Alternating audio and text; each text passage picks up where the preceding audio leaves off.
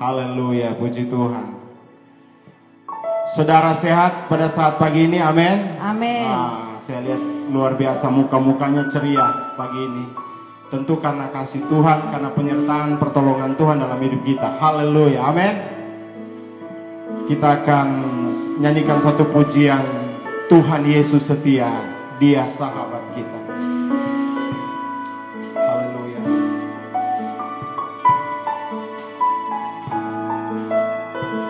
Yes. Tuhan Yesus setia, Dia sahabat kita. Dalam segala susahku selalu menghiburku. Dia mengerti bahasa, Dia mengerti bahasa. Tetesan air mata waktu badai mengamuk dan gelombang menyerang. Tuhan Yesus setia, Tuhan Yesus setia, Tuhan Yesus setia. Amin. Dia sahabat kita. Amin. Dalam segala susahku selalu menghiburku. Dia mengerti bahasa, tetesan air mata waktu badai mengamuk dan gelombang. Mari kita bangkit berdiri bersama-sama. Kita angkat pujian ini. Haleluya. Tuhan Yesus setia. Yes. Tuhan Yesus setia. Haleluya. Engkau setia Tuhan. Dia sahabat kita. Dalam susah kami Engkau datang menolong kami Tuhan. Dalam segala susahku. Yes. Selalu menghiburku. Dia mengerti bahasa, Dia mengerti bahasa. Tetesan air mata waktu badai mengamuk dan gelombang menyerang. Tuhan Yesus setia.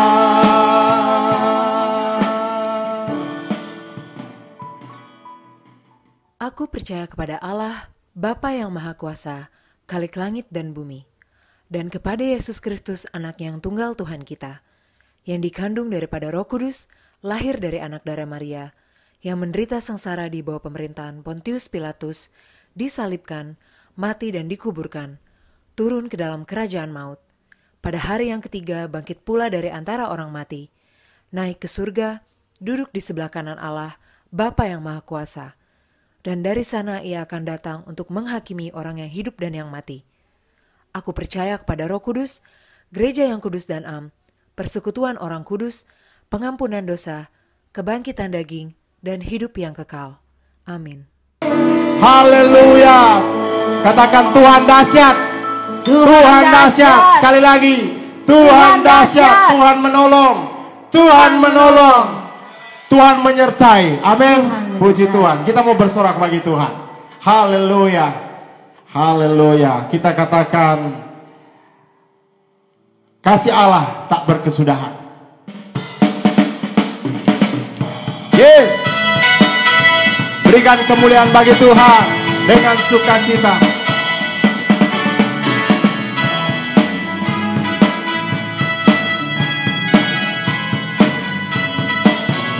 Yeay. Kasih Allah tak berkesudahan, selalu baru setiap hari. Rahmatnya pun tak pernah berakhir seumur. Kasih Allah, kasih Allah tak berkesudahan, selalu baru setiap hari. Rahmatnya pun tak pernah berakhir seumur hidup. Dengan sukacita ku kan menari, dengan sorak-sorai memuji. Ku mau nyanyi pujian haleluya, nyanyi bagi Dia Sang Raja. Kasih Allah, kasih Allah tak berkesudahan, selalu baru setiap hari.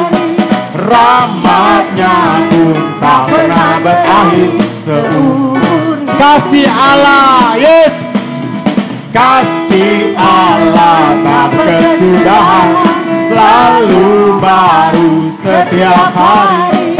Rahmatnya pun tak pernah berakhir seumur.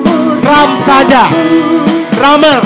Kasih Allah, kasih Allah tak berkesudahan, selalu baru setiap hari. Rahmatnya pun tak pernah berakhir. Masih drum, masih drum. Kasih Allah, yes. Kasih Allah tak berkesudahan, selalu baru setiap hari. Rahmatnya pun tak pernah berakhir. Yes, dengan sukacita, dengan sukacita ku kan menari, dengan sorak-sorai memuji. Ku menyanyikan pujian haleluya, nyanyi bagi Dia Sang Raja. Dengan sukacita ku kan menari, dengan sorak-sorai memuji. Ku naikkan pujian haleluya, nyanyi bagi Dia Sang. Dengan sukacita ku kan, yes, memuji Dia haleluya, nyanyi bagi Dia Sang. Dengan sukacita, yes, memuji. Ku mau nyanyi pujian haleluya, nyanyi bagi Dia Sang Raja. Nyanyi bagi Dia Sang Raja. Nyanyi bagi Dia Sang Raja selamanya. Haleluya, Yesus dahsyat. Yes, yeay. Berikan kemuliaan bagi Tuhan. Silakan duduk. Capek saudara? Enggak ya? Haleluya, Tuhan dahsyat. Kita harus selalu percaya pada saat-saat ini untuk selalu bersuka cita. Percaya Bapa mengasihi kita. Sekalipun kecemasan, ketakutan saat ini melanda, tapi kalau kita bisa hidup sampai saat ini, semua karena kasih dan cinta Bapa. Amin. Kita mau tetap bersorak karena Dia tetap memelihara kita sampai kapanpun. Jangan pernah keluar dari rencana Tuhan. Amin. Haleluya, puji Tuhan. Kita akan masuk dalam pemberitaan firman Tuhan yang akan disampaikan oleh Bapak Gembala kita. Mari kita angkat satu pujian penyembahan. Mengalirlah kuasa Roh Kudus. Haleluya.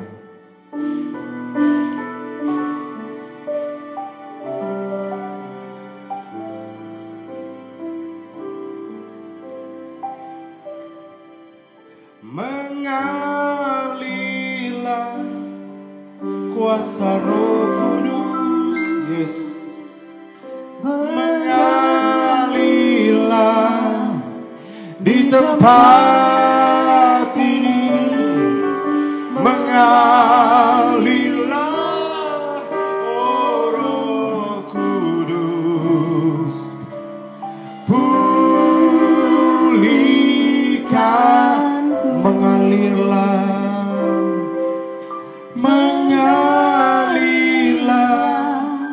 Kuasa Roh Kudus, jamah kami Tuhan lewat firman-Mu. Berbicara sesuai isi hati-Mu.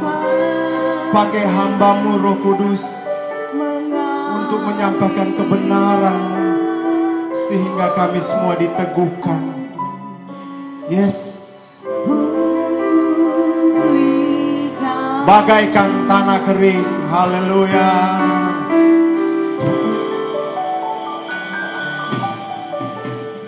Bagaikan tanah kering. Amin. Yang merindukan air. Amin. Demikianlah jiwaku. Amin. Haus akan Engkau, Yes. Ku rindu selalu. Amin. Hadir-Mu di hidupku. Amin.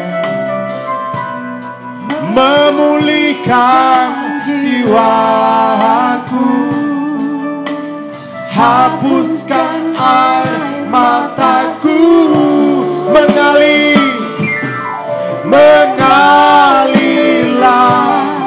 kuasa Roh Kudus. Yes, mengalirlah di tempat, mengalir Roh Kudus. Sampaikan isi hati-Mu. Teguhkan kami Roh Kudus lewat kebenaran firman-Mu. Lewat hamba Tuhan, Bapak Gembala Sidang, Bapak. Mengalirlah, amin. Mengalirlah kuasa Roh Kudus. Mengalirlah di tempat ini.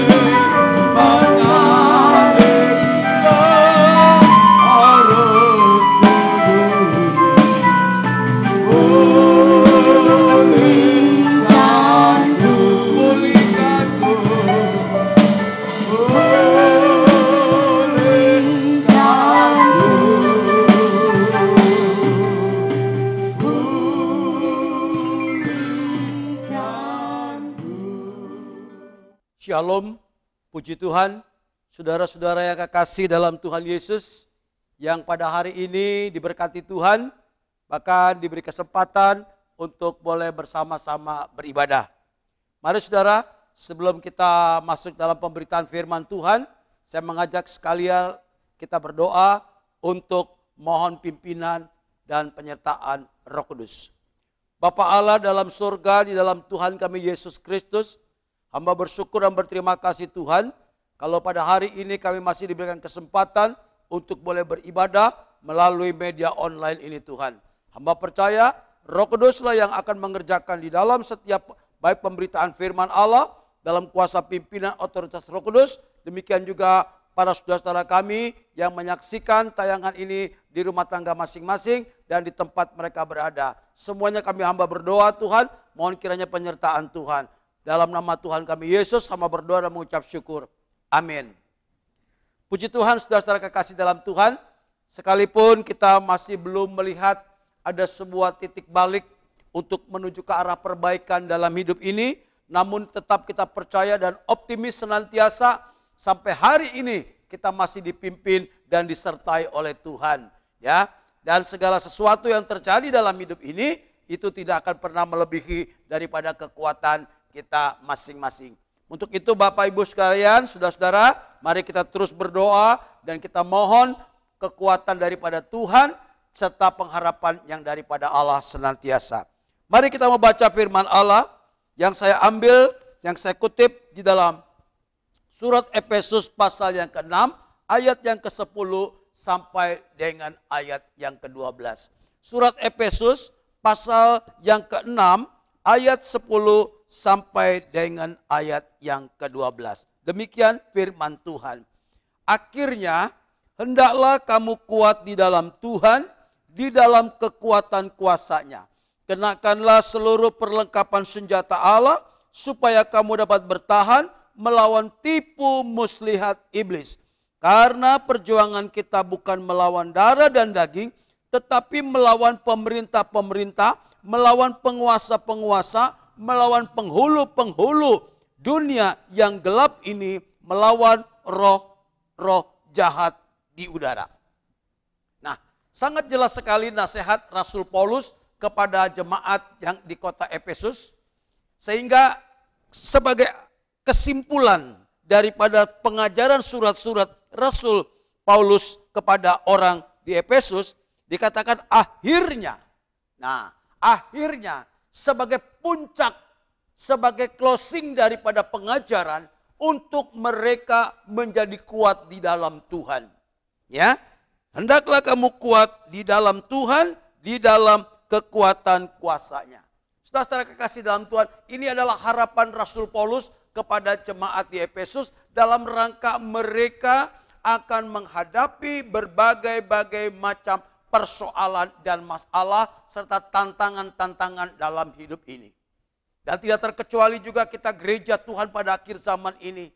Setiap keadaan kita masing-masing tentu penuh dengan pergumulan, tentu penuh dengan artinya begitu kompleks masalah. Satu belum selesai, mungkin bertambah lagi, sehingga ada dampak-dampak yang terimbas di dalam kehidupan kerohanian. Sekalipun demikian, puji syukur kepada Tuhan, saudara masih diberikan kesempatan untuk mendengar firman Allah. Kita masih diberi kesempatan untuk beribadah. Ini adalah sebuah anugerah Tuhan yang besar, supaya kita boleh kuat dan dapat memenangkan setiap siasat atau setiap keadaan yang menyusahkan pada hari-hari atau bulan-bulan ini juga. Saudara-saudara kasih dalam Tuhan, judul firman Allah saya beri judul kuat di dalam Tuhan. Dan inilah sesuatu yang mendesak bagi kita sekalian. Tanpa kita memiliki kekuatan daripada Tuhan, harapan kita tidak ada lagi. Harapan saudara dan saya aku akan sia-sia. Bahkan kita akan kecewa dengan harapan-harapan yang lain atau mengandalkan yang lain, terutama yang bersifat materi.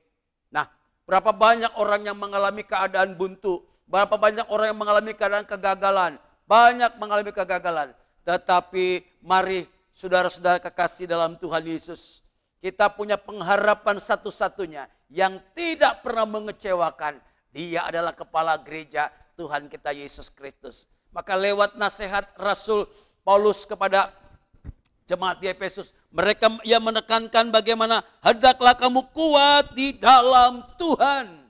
Nah, ini yang harus menjadi pokok titik awal daripada kita sekalian. Kuat di dalam Tuhan. Akhirnya, dalam segala sesuatu yang pernah perjalanan iman dan rohani kita, itu tidak akan berarti apabila kita kalah menghadapi daripada setiap tantangan dan goncangan kehidupan ini.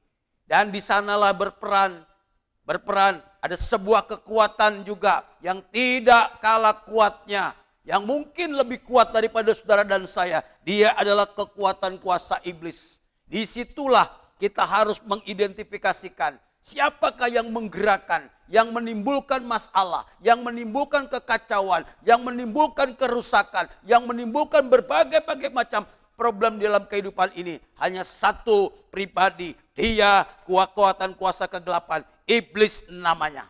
Maka daripada itu saudara-saudara sekalian, Rasul Paulus mengingatkan tadi bagaimana ya peperangan kita bukan melawan yang kelihatan, tetapi melawan tipu muslihat iblis. Lihat, iblis bekerja, iblis melawan saudara dan saya orang-orang percaya. Bukan dengan kekuatan-kekuatan, bukan dengan frontal lawan satu-satu, tidak. Tetapi sekarang dia memiliki siasat, dia memiliki strategi yang namanya tipu muslihat. Nah, untuk itulah saudara-saudara sekalian, kita mesti kuat.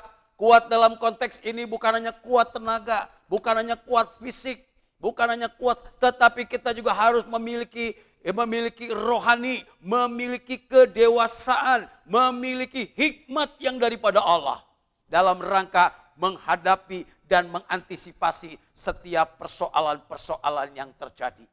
Iblis dengan menggunakan siasatnya, dengan strategi yang licik, dengan yang seolah-olah baik, namun kita ketika rohani seseorang tidak dewasa, ketika dia tidak memiliki yang namanya kebijaksanaan, hikmat yang daripada Tuhan, maka dia akan terjebak di dalam tipu muslihat iblis itu sendiri. Maka daripada itu, saudara-saudara kekasih dalam Tuhan, mari pada hari ini kita boleh merenungkan apa yang dimaksud dengan kuat di dalam Tuhan. Ya, kuat sekali lagi bukan hanya sekedar kita kekuatan fisik, ya, kekuatan power secara fisik tidak, tetapi terlebih daripada itu kekuatan rohani yang akan melahirkan sebuah pribadi, sebuah nilai kekristenan yang dewasa, kekristenan yang memiliki hikmat kebijaksanaan, kekristenan yang memiliki artinya pengertian demi pengertian akan strategi-strategi yang sedang diterapkan oleh iblis di tengah-tengah kehidupan kita masing-masing. Nah, saudara-saudara kekasih dalam Tuhan, jadi perjalanan atau nasihat daripada Rasul Paulus kepada orang Efesus ini juga mengindikasikan untuk mempersiapkan jemaat Tuhan untuk menghadapi situasi-situasi sulit. Bahkan dikatakan seperti sebuah peperangan, ya, sebuah peperangan. Bukan peperangan secara fisik, sekali lagi, tetapi peperangan di dalam roh-roh. Penguasa-penguasa di udara, penghulu-penghulu dunia yang gelap ini. Nah, inilah yang harus menjadi sebuah perhatian bagi kita gereja. Karena ketika kita lengah, maka kita akan dimangsa oleh iblis. Ada beberapa hal, 2 hal saja pada hari ini yang ingin saya sampaikan kepada kita sekalian. Bagaimana kita bisa kuat di dalam Tuhan? Ya, atau di dalam kekuatan kuasa Tuhan tadi mengandung apa?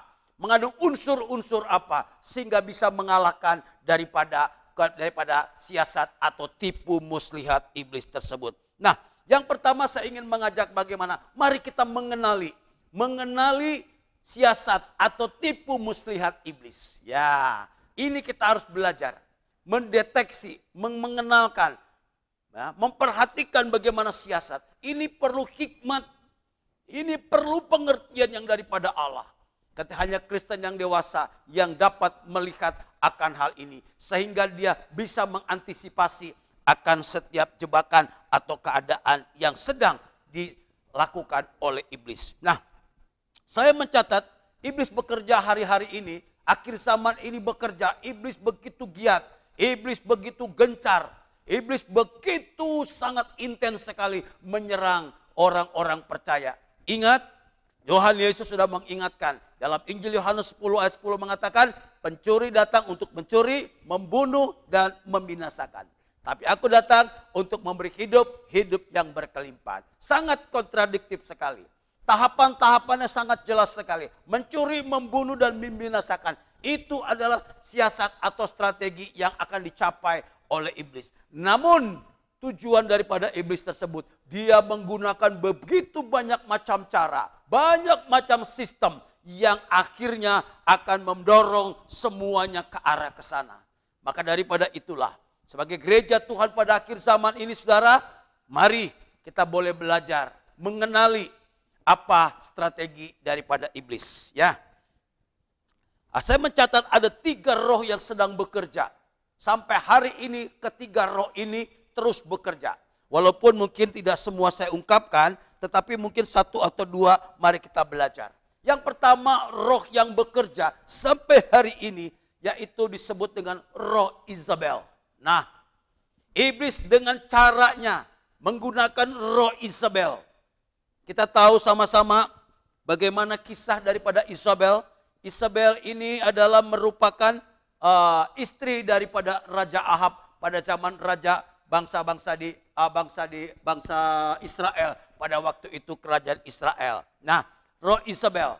Nah, sebelum saya masuk ke roh Isabel, kemari saya ingin mengajak terlebih dahulu untuk mengingatkan ada satu jemaat yang perlu diberi peringatan pada akhir zaman ini juga, yaitu jemaat yang ditulis dalam kitab Wahyu pasal yang kedua ayat 18 sampai 21. Kitab Wahyu pasal 2 ayat 18 sampai ayat 21. Demikian firman Tuhan.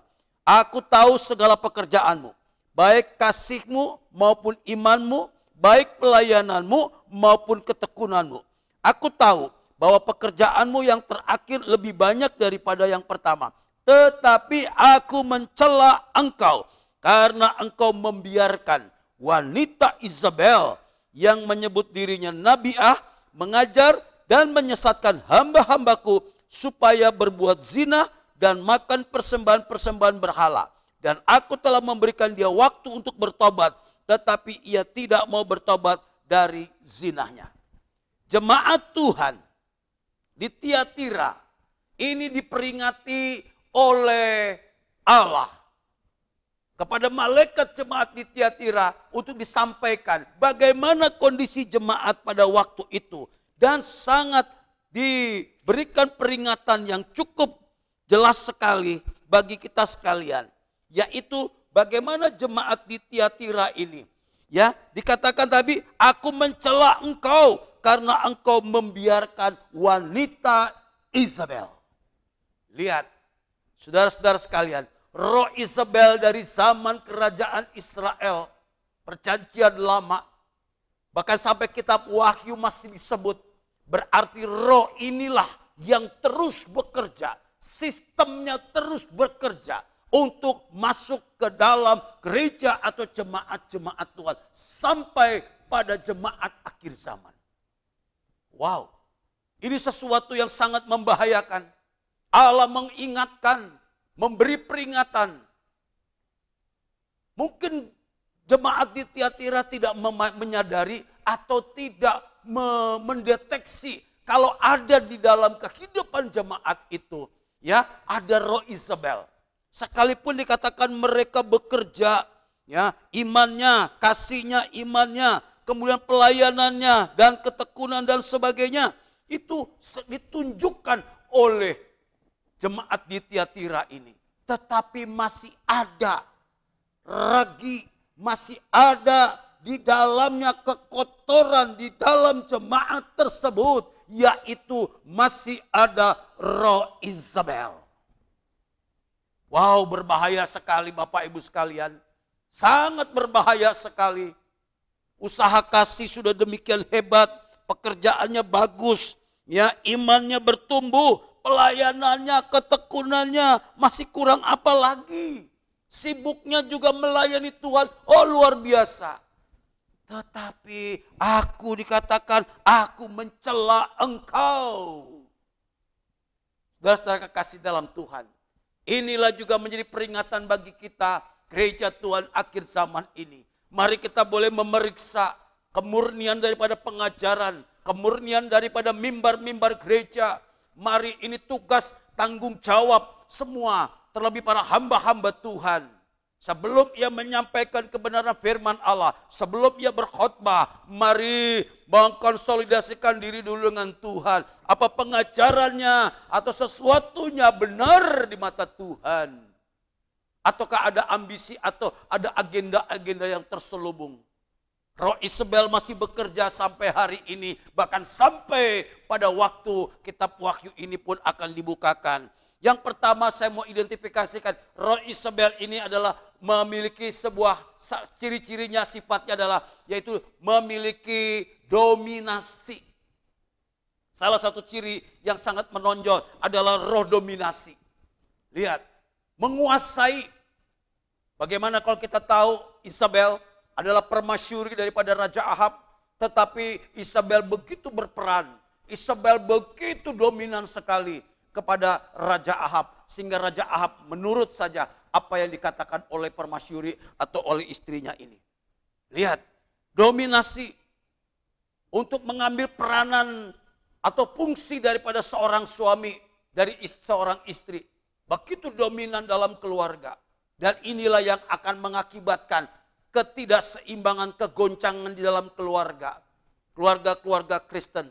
Apabila roh dominasi daripada seorang istri, atau dia mendikte, atau dia mengangkangi, mohon maaf, daripada suaminya, maka dalam hal inilah saya mau katakan, ini sudah mulai masuk roh Isabel. Ya, bukan hanya sebuah ungkapan-ungkapan yang sering kali kita dengar, bahwa suami takut akan istri, ya, tetapi memang itu terjadi. Bukan takut oleh karena sesuatu hal, tetapi memang penguasaan yang berkuasa, yang menguasainya adalah masih ada roh Isabel di dalam keluarga tersebut.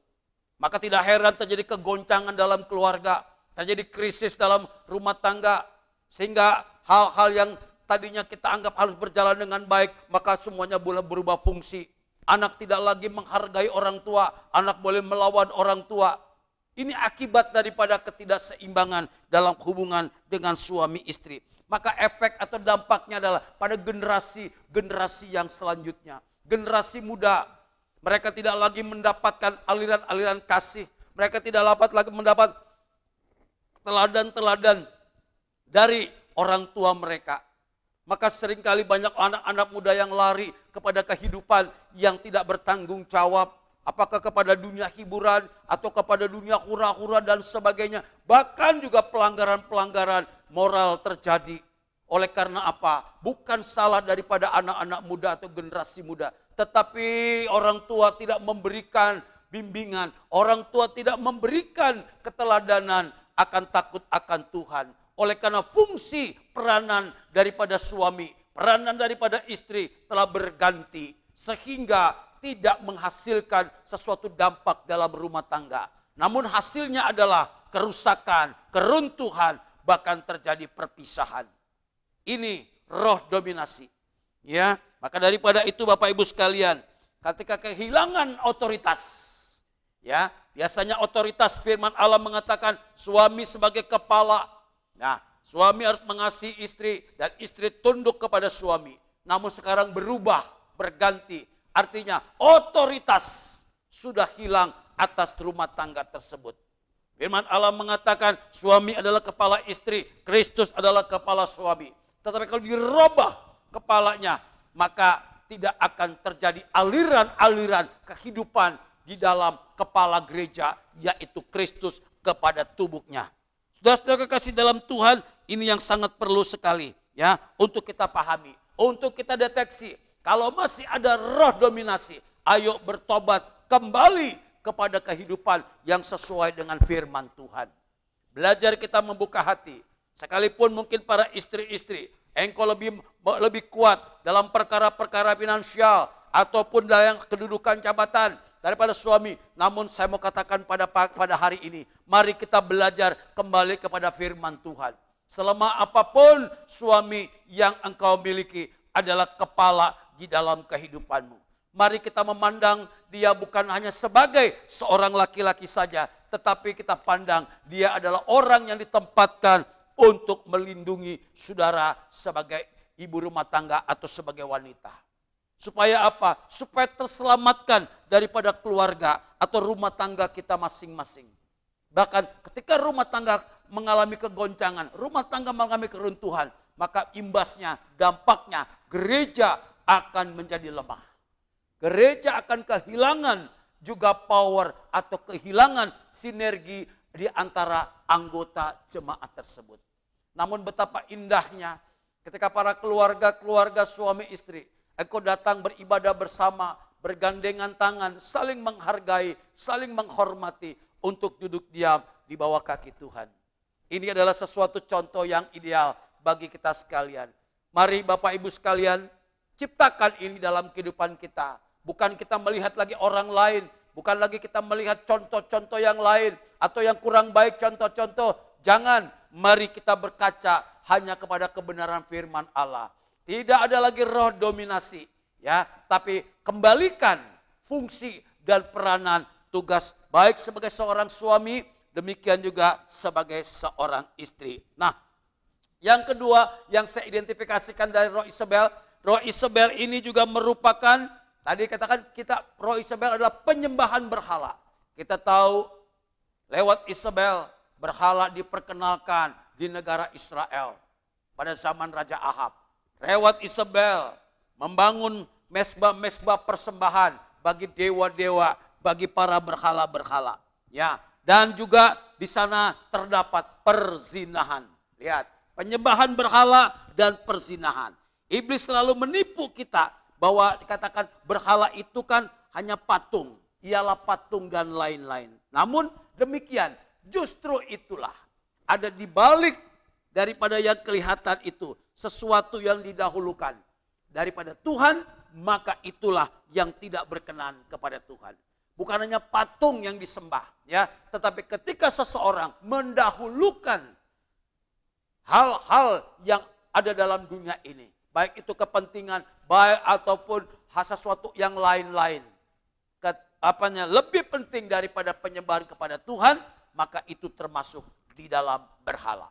Saudara-saudara kekasih dalam Tuhan, roh berhala ini mudah sekali atau sering kali kita terpleset atau terkecoh dengan roh berhala. Ketika kita mengutamakan materi, ya, materi atau keuangan melebihi daripada cinta kita kepada Tuhan, mendahului daripada apa yang Tuhan ingin kita kerjakan, maka itu sudah menjadi berhala dalam hidup ini. Atau keluarga kah, atau anak atau cucu kadang-kadang, ya, oleh karena anak, oleh karena cucu, maka banyak orang yang terhalang untuk melayani Tuhan, terhalang untuk berdoa, terhalang untuk membaca firman Allah, terhalang untuk mengambil bagian dalam ibadah atau pelayanan. Maka itu bisa menjadi berhala. Bisa menjadi berhala, masuk kategori yang ke arah ke sana. Jadi dalam hal ini, sekali lagi, ketika ini sudah terjadi terus terakumulasi, roh penyembahan berhala, roh perzinahan, ya, perzinahan bukan hanya berbicara soal hubungan manusia, tetapi juga ketika kita menduakan Tuhan, ketika kita masih mempercayai atau melirik kekuatan-kekuatan lain selain kepada kekuatan Allah, itu sudah termasuk kepada berzinahan. Apabila di antara orang Kristen masih suka pergi ke tempat-tempat atau menanyakan kepada orang-orang pintar akan nasib, akan peristiwa, akan apapun juga, itu sudah merupakan berzinahan. Sekarang ini marak, ada persatuan dukun, ya. Belum lama ada persatuan perhimpunan dukun, ya. Coba bayangkan, iblis sudah memproklamirkan diri, ya, sudah menunjukkan jati dirinya. Ini loh perkumpulannya sudah ada. Barang siapa yang mau menanyakan sesuatu atau melihat hari depannya, penyakit yang tidak sembuh, banyak masalah datang. Mungkin dengan cepat iblis bisa memberikan jawaban atau solusi. Itu tawaran dunia. Nah, ketika orang Kristen tergoyah, ketika orang Kristen artinya tersesat ke arah sana, perhatikan, saudara sudah melakukan perzinahan di hadapan Tuhan. Engkau sudah masuk di dalam penyembahan berhala. Maka daripada itu, bertobatlah. Kita seperti sama nanti dengan jemaat di Tiatira. Aku mencela engkau. Artinya masih ada noda. Masih ada yang belum murni di dalam kerohanian kita. Berapa banyak di antara orang Kristen masih mengandalkan, masih percaya kepada hal-hal yang mistis. Masih percaya kepada orang-orang yang pintar dan sebagainya. Ya, mari saudara, andalkan Tuhan. Percaya, sekalipun dia tidak menjawab akan permohonanmu, sekalipun dia tidak memberikan solusi dalam waktu yang kita harapkan. Namun, jangan sekali-kali. Itu akan menjerat saudara dan saya. Kemudian kita akan masuk ke dalam daripada tipu dayanya iblis. Nah, yang ketiga kalau boleh saya perhatikan roh Isabel. Kalau tadi yang pertama adalah roh dominasi, kemudian roh penyembahan berhala atau roh perzinahan, dan yang ketiga jangan lupa ya, Isabel juga adalah seorang wanita yang sangat egois. Nah, ini. Ya, dia memaksakan kehendaknya. Lihat, dia memaksakan kehendak. Bagaimana terjadi ketika bangsa Israel waktu itu yang dipimpin oleh Nabi Elia dalam sebuah pertandingan di Gunung Karmel. Elia melawan 450 Nabi Baal. Ketika Allah menyatakan kuasanya, kemudian Nabi-Nabi Baal itu semuanya disembelih oleh Nabi Elia. Kemudian bangkitlah amarah daripada ketika didengar berita itu. Bangkitlah amarah daripada Isabel. Dia ingin memaksakan kehendaknya. Bahkan Elia diancam. Elia diintimidasi. Kalau sampai besok kepalamu masih ada melekat, maka jangan panggil Isabel. Wow, luar biasa ini. Memaksakan kehendak. Lihat, ini terjadi. Semuanya seolah-olah harus ikut apa saya punya perkataan. Harus sesuai dengan apa yang saya mau harus dikerjakan. Inilah, memaksakan kehendak ini juga tanpa kita sadari juga bisa berlaku di dalam kehidupan gereja Tuhan. Apakah dalam pelayanan, apakah dalam rumah tangga, ya, sehingga seseorang ketika memaksakan kehendaknya, mungkin sekalipun usulnya atau gagasannya dipandang kurang tepat, tetapi dia harus tetap memaksakan akan hal itu. Ini bukan cara yang terbaik. Ini akan bisa menimbulkan perpecahan, menimbulkan kegoncangan, menimbulkan ketidakharmonisan dalam suatu jemaat ataupun dalam suatu gereja. Ya, ketika pasangan suami istri ada satu ingin memaksakan kehendak tanpa ia berkompromi terlebih dahulu, maka ini pun saya katakan tidak ideal di dalam rumah tangga. Belajar baik dalam keluarga, dalam gereja Tuhan, mari kita saling mendiskusikan, mencari solusi dan jalan keluar yang terbaik, tidak memaksakan kehendak. Namun ketika dalam pimpinan Roh Kudus, saya percaya apabila gagasan itu, apabila rancangan yang sedang diungkapkan di bawah pimpinan dan rencana Allah, saya percaya setiap orang yang ada di sekitarnya atau kawan sekerjanya pasti dia akan mensupport atau mendukung gagasan tersebut. Ya, jangan mengalah. Nah, inilah ketiga ciri. Kalau ini masih dijumpai, kalau hal ini dijumpai dalam gereja Tuhan, ya, maka daripada itu mari kita mendeteksi, mari kita mengenali akan kondisi ini. Ya, yang singkat ini ketiga ini, kalau masih ada, firman Allah mengatakan, ayo kita cepat bertobat. Supaya apa? Supaya kita kuat, tidak menjadi lemah. Rumah tangga kuat, pelayanan kita menjadi kuat karena murni. Dan yang ketiga, saling erat semuanya. Tidak ada mencari kepentingan atau memaksakan kehendak di dalam sebuah persekutuan. Nah, saudara-saudara kekasih dalam Tuhan, ketiga hal ini akan apabila ditemui, sekali lagi, mari kita boleh menyelesaikannya dengan cara-cara yang daripada Allah. Yang kedua, roh yang kedua yang harus kita mengenali cara kerja iblis adalah roh Babel. Nah, ini roh Babel. Saudara-saudara mungkin ingat bagaimana kisah Babel awalnya. Ya, ketika Nuh dengan keluarganya kemudian ia membuka daripada bahteranya, sudah kering bumi ini setelah air bah, maka mereka berketurunanlah. Terus salah satu keturunan daripada Ham, yaitu yang bernama Nimrod. Nah, ini Nimrod ini adalah keturunan daripada Ham. Apa yang terjadi di sana kalau dalam kitab Kejadian ditulis di sana? Nimrod mempunyai rencana.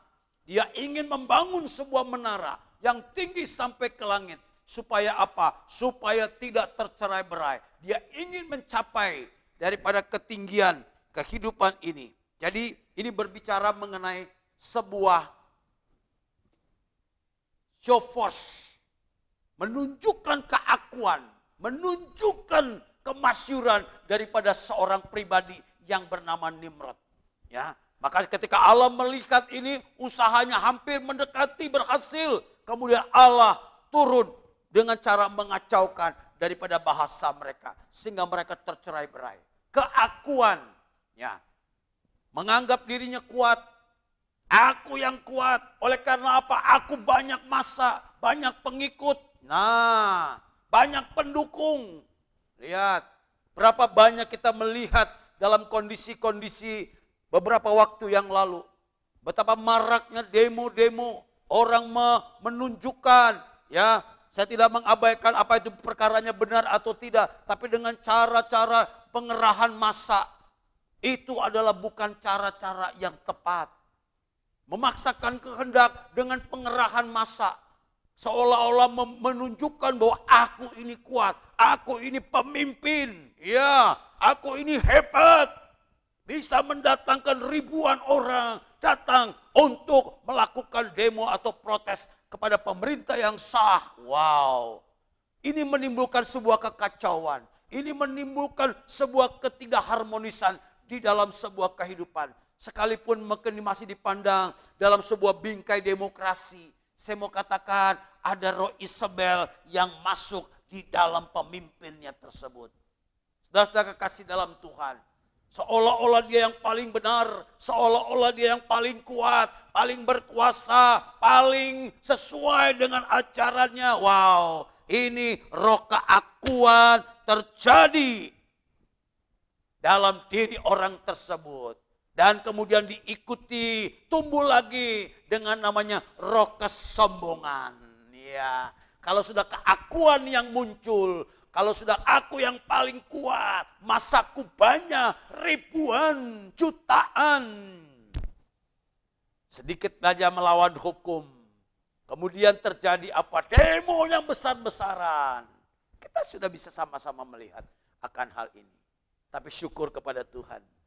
Semuanya sedikit demi sedikit dikikis. Sehingga dilemahkan dan dilemahkan. Ya. Ada roh keakuan kesombongan terjadi. Dengan berlindung, dengan berjubahkan. Seolah-olah aku ini paling suci, paling benar. Kemudian menjustifikasi, menilai orang lain salah, orang lain berbuat ini, berbuat segala sesuatu yang jahat. Ya, saya tidak katakan mengambil satu pribadi seseorang, tidak. Tetapi inilah pengaruh daripada Babel tadi. Roh kesombongan terjadi. Ya, roh ini pun juga bisa masuk di dalam gereja Tuhan. Jangan dikira dalam gereja tidak ada roh kesombongan. Hati-hati. Bisa terjadi. Seorang hamba Tuhan juga bisa dipakai oleh iblis ketika dia tidak waspada. Ketika dia tidak memiliki hikmatnya daripada Tuhan. Popularitasnya, jemaatnya yang banyak, gedung gerejanya yang besar, menganggap paling benar. Pengajarannya paling benar, gerejanya paling benar, tata ibadahnya paling benar. Oh, semuanya merasa paling benar. Hati-hati. Hati-hati. Bisa ditunggangi dengan roh Babel ini, roh kesombongan. Seorang hamba Tuhan, dia tetap hamba di hadapan Tuhan. Ya, bukan pemimpin, tapi dia tetap hamba. Dan bisa juga terjadi di antara jemaat. Lihat, ada orang yang menunjukkan artinya merasa diri paling kuat di dalam gereja. Mungkin dia kuat finansialnya, sehingga dia mau mengatur menurut kehendaknya. Supaya gereja atau pendeta ataupun majelis boleh tunduk akan apa rencananya. Bapak Ibu sekalian, ini indikasi-indikasi daripada roh Babel juga bisa masuk di dalam kehidupan gereja. Ketika ada roh keakuan, ada kesombongan, itu bisa muncul di dalam gereja Tuhan. Ya, kemudian akibat daripada roh kesombongan tadi, maka dia tidak berhenti hanya menyombongkan diri. Ya, tidak hanya berhenti dia memamerkan kekuatan, memamerkan finansial, tapi dia juga akan terus bergerak, akan berkembang menuju apa? Keangkuhan dan roh arogansi. Ya, arogansi. Dia tunjukkan dengan cara-cara yang tidak elegan. Dia tunjukkan dengan cara-cara yang memaksakan. Mungkin dengan intimidasi, dengan unsur-unsur yang lain. Arogansi bisa terjadi. Bukan hanya di luar gereja saya mau katakan. Tapi di dalam gereja bisa terjadi. Ketika roh Babel ini menyusup ke dalam kehidupan gereja tersebut. Ya, jadi akan terjadi kerusakan. Ya, kerusakan. Arogansi. Seolah-olah menganggap paling benar sekali lagi. Apakah denominasinya? Denominasi gereja saya yang paling benar. Buktinya berkembang. Buktinya luas, banyak cabang di mana-mana. Ya, doktrinnya paling benar, paling sempurna. Ingat, doktrin gereja tidak ada yang sempurna. Yang sempurna adalah firman Tuhan. Sekalipun mungkin doktrin gereja berdasarkan daripada firman Allah, tetapi tidak bisa menggantikan kebenaran daripada firman Allah.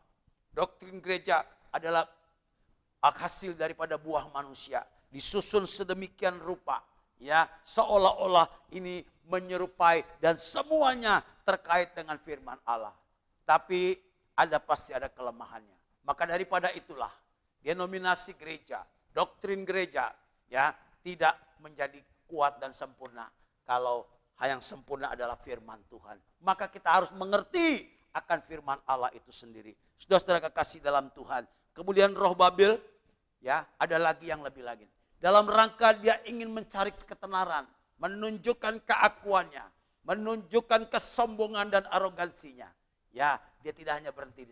Ketika rencananya, kehendaknya, mungkin agak terhambat mungkin belum tercapai apa yang dia maksud, dia ingini. Seringkali dia juga menggunakan siasat-siasat. Ingat tadi, iblis dengan tipu dayanya, ya, dengan siasatnya. Mungkin dengan liciknya atau dengan sesuatu hal dia mengerjakannya. Bagaimana caranya? Bisa saja dia mulai mengadakan perpecahan. Dia menghasut, menebarkan benih kebencian, menebarkan benih yang bohong. Sini berkata demi A kepada pihak lain berkata B, sehingga terjadi perselisihan. Nah, ini bisa terjadi. Bisa terjadi. Ya hasut, ya, menceritakan sesuatu hal yang tidak benar, ya, menggosipkan, membesar-besarkan sebuah perkara, ya, masalah atau mungkin dosa daripada saudaranya atau keluarga atau gereja Tuhan atau hamba Tuhan, bukan diselesaikan dengan secara terhormat di depan Tuhan. Supaya terjadi pertobatan, supaya terjadi sesuatu kembali pemulihan. Tidak, tapi justru diceritakan, disiarkan, digosipkan. Nah, sehingga terjadilah ketidakharmonisan, kekacauan dalam gereja. Ketika terjadi kekacauan, ada celah yang terbuka, maka iblis akan mulai masuk. Lebih leluasa lagi masuk ke dalam. Lihat, ini cara-cara. Dalam keluarga pun demikian. Dalam keluarga pun demikian. Mungkin tanpa sadar kita menceritakan kelemahan daripada pasangan. Ya, mungkin kepada orang-orang yang kita percaya. Tetapi hal itu adalah sangat tidak tepat sekali. Apa yang terjadi di dalam tidak boleh disiarkan di luar. Selesaikan di dalam. Demikian juga dalam kehidupan rumah tangga. Dalam kehidupan gereja Tuhan, selesaikan dengan musyawarah berdasarkan pimpinan daripada Roh Kudus. Saya terlalu percaya, pasti ada jalan keluar yang terbaik yang Tuhan izinkan. Sekalipun mungkin ditemukan ada kesalahan dan dosa, belajar untuk mengampuni, belajar untuk mengakui akan dosa dan kesalahan.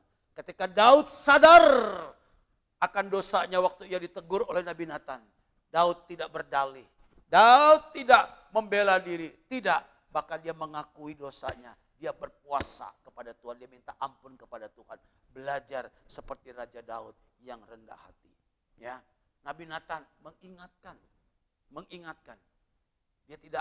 Daud tidak arogansi. Daud tidak memaksakan kehendak.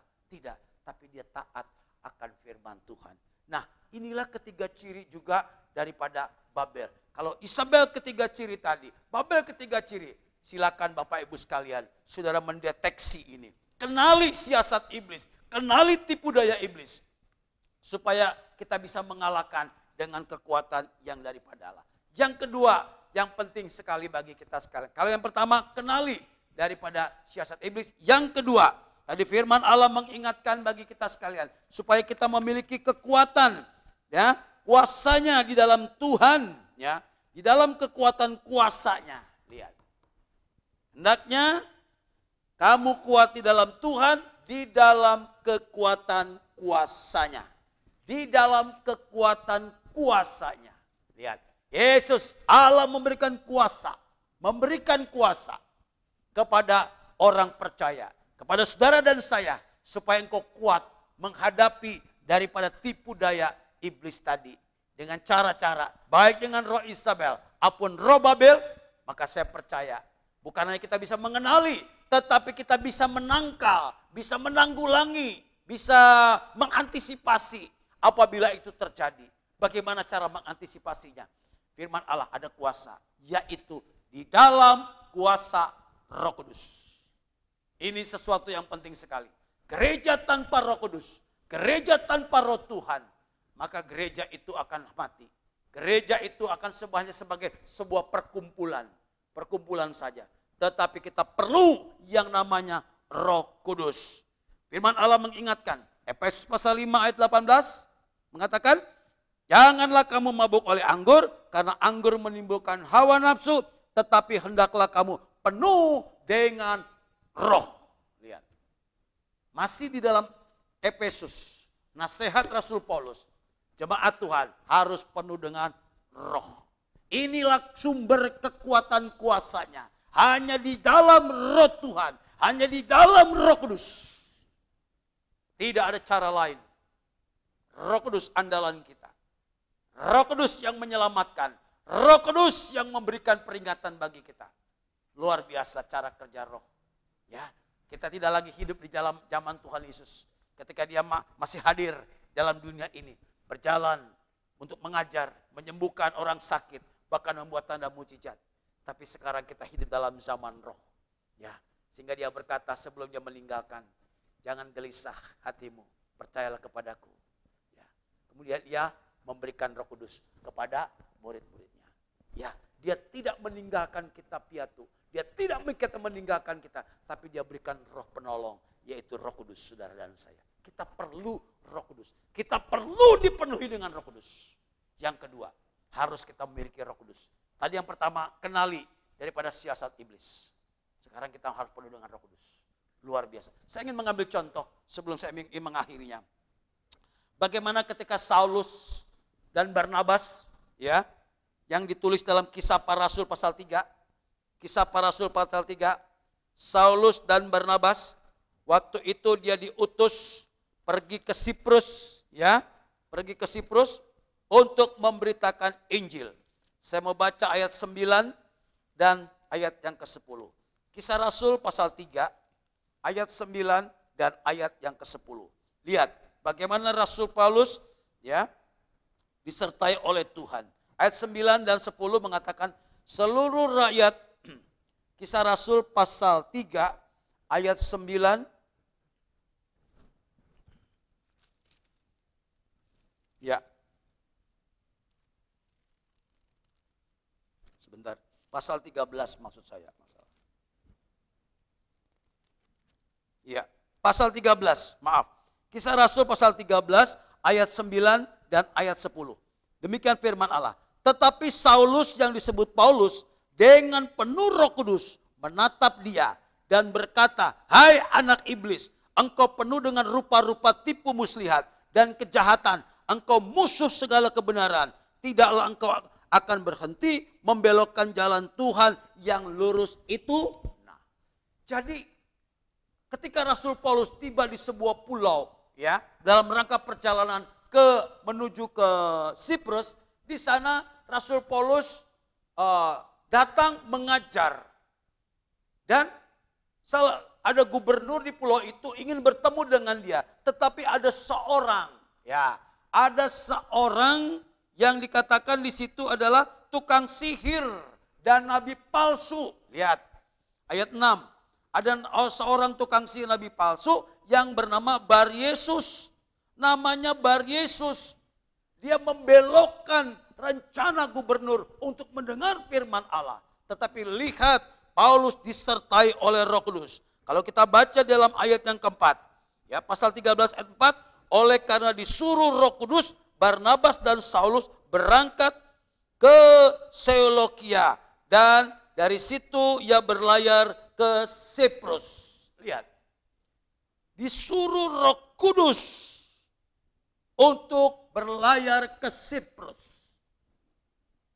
Tetapi di Siprus, di sana diganggu oleh nabi palsu, oleh guru palsu, tukang sihir dan guru palsu yang bernama Bar Yesus.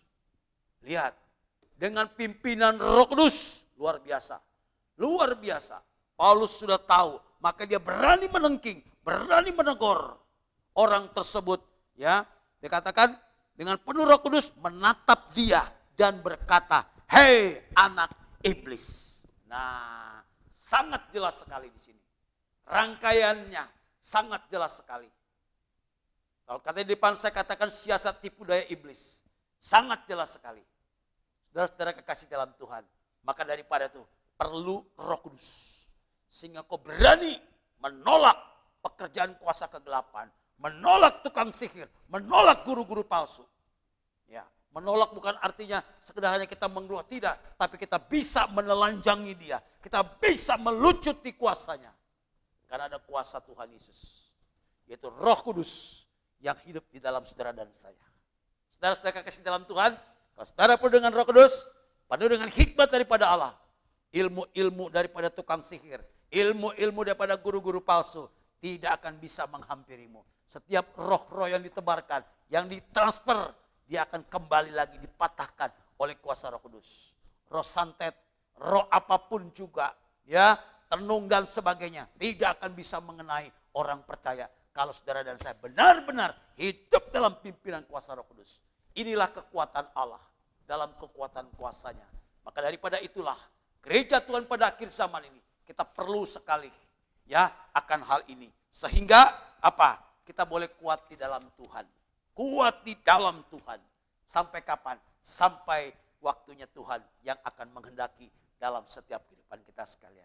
Saudara-saudara kekasih dalam Tuhan, ayo bangun kehidupan rohani kita. Bangun supaya kita terus menjadi Kristen yang dewasa, yang memiliki hikmat yang daripada Allah, bahkan dipenuhi dengan kuasa Roh Kudus, sehingga kita bisa boleh menjadi hamba-hambanya yang taat dan yang setia, melakukan apa yang benar di hadapan Tuhan. Kiranya renungan firman Allah ini boleh menjadi kekuatan, boleh menjadi pendorong bagi kita sekalian untuk kita terus bertumbuh dalam pengenalan benar tentang Kristus Yesus, sehingga mencapai satu kesatuan iman di dalam kerohanian kita masing-masing. Tuhan memberkati kita sekalian. Amin.